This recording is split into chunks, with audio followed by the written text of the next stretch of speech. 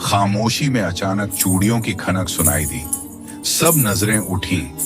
सुर्ख साड़ी में लिपटी वो वजूद सामने खड़ा था। न सलाम न दुआ, बस आंखों में अजीब सी चमक, जैसे किसी और ही दुनिया से आई हो। कदम कदम चलती, जैसे जमीन उसके कदमों तले लरज रही हो। वो आकर दस्तरख्वान के किनारे बैठ गई। चेहरे पर मुस्कुराहट थी, मगर वो मुस्कुराहट नहीं थी। जैसे कोई अंदर छुपा राज बाहर आ रहा हो। करीब बैठा नौजवान बेइख्तियार नजरें झुका गया, मगर दिल अजीब बेचैनी में धड़क उठा। ये वक्त अफ्तार का है या आजमाइश का? ये सवाल किसी के दिल में था, जुबान पर नहीं। फिर उसने आहिस्ता से खजूर की थाली उठाई और पल भर में जमीन पर दे मारी। छन की आवाज के साथ ही जैसे पूरा माहौल लरज गया। रमजान शरीफ का पहला रोजा था। बाजी प्रवीण ने ऐलान किया कि हर साल की तरह इफ्तारी का एहतमाम खूबसूरत तरीके से होगा, इसीलिए सब गांव वाले तशरीफ लाएं। उसने माजरत भी कर ली थी कि वो जानती थी कि लोग उसके इस रवैये से नाराज थे, लेकिन वो ये भी जान चुकी थी कि उसने अपना मतलब भी पूरा किया था और उस बूढ़ी औरत के साथ घटिया हरकत की थी। लोग भूल चुके थे, क्योंकि लोगों को सिर्फ वो हरकत याद थी कि उसने बूढ़ी औरत के साथ बदतमीजी की थी। वो नहीं जानते थे कि सारी शैतानी की जड़ यही थी। शाम हो चुकी थी, इफ्तारी का वक्त था। हर तरफ इफ्तारी की खुशबुएं महक रही थी। हल्की सी हवा चल रही थी, लेकिन आवाम में थोड़ी सी बेचैनी थी। बाबा शाह वली, जो इस गांव से कहीं गए हुए थे, गांव के सारे लोग इफ्तारी के दस्तरख्वान पर जमा थे। बाजी प्रवीण खुशी खुशी लोगों में इफ्तारी की चीजें तकसीम कर रही थी। अभी रोजा खुला ही था, लोगों ने अभी इफ्तारी शुरू की ही थी कि अचानक एकदम से हवा रुक गई। माहौल में खामोशी छा गई। अचानक चूड़ियों की खनकने की आवाजें आ रही थीं। वो आवाजें आहिस्ता आहिस्ता उस दस्तरख्वान के करीब आती जा रही थीं। हर किसी की तवज्जो उस तरफ हो गई थी। सामने दरख्त से वो आवाजें आ रही थीं। लोगों का रुझान उस तरफ हो गया। हर किसी के चेहरे पर एक खौफ छा गया। बाजी प्रवीण, जो ये देखकर डर चुकी थी, किसी के मुंह में कोई अल्फाज नहीं था। हर कोई उस धुन में मग्न हो गया था। देखते ही देखते एक लाल साड़ी में लिपटा एक वजूद जो सीधा उनकी तरफ आ रहा था। चूड़ियां बजाते बजाते वो उनके बिल्कुल करीब आ चुका था।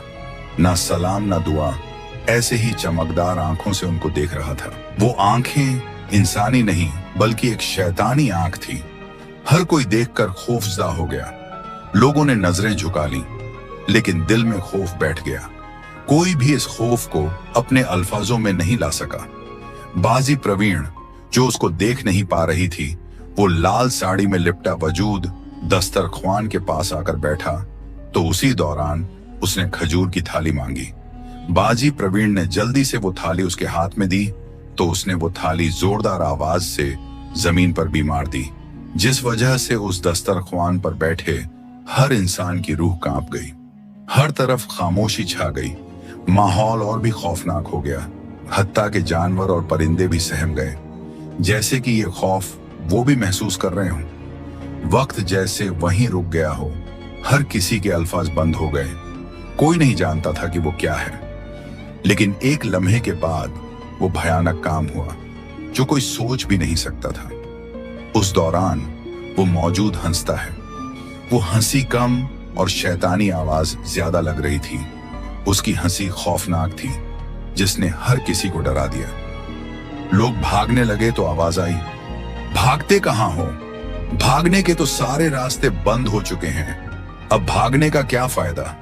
इफ्तारी नहीं करोगे? सब वहीं रुक गए कि अगर भागे तो कहीं वो उन्हें मार ही न दे। उस दौरान उसने दस्तरख्वान का कोना पकड़ा और एकदम से बर्तन को उल्टा दिया। गुस्से से वो हंसने लगी।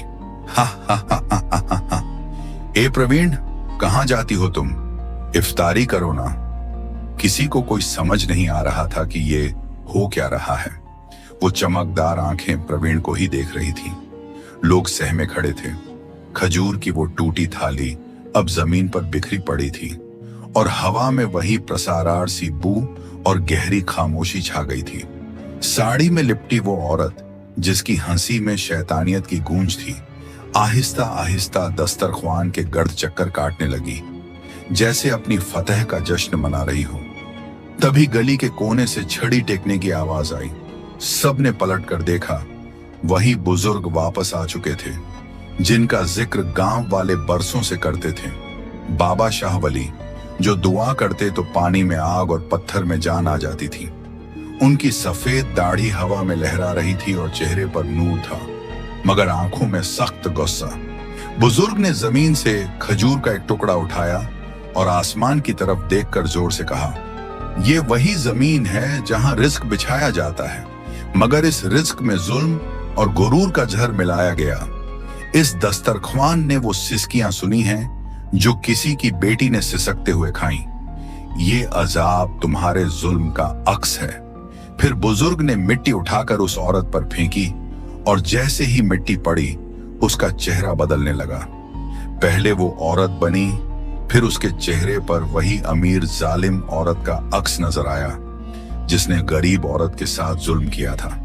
और फिर देखते ही देखते वो औरत चीखते हुए मिट्टी में दफन होती चली गई, जैसे जमीन उसे निगल रही हो। लोग कांप उठे, गांव की औरतें रोने लगीं और आसमान पर बादल छा गए।